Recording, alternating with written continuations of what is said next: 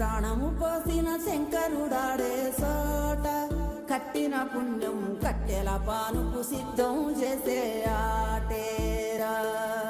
తల్లి బిడ్డకు మధ్యన కట్టిన కోట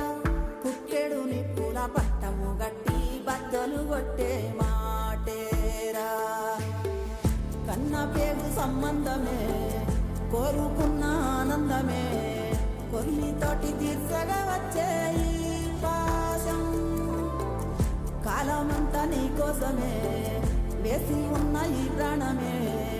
పొంది విడిసేరాలంట కైలాసం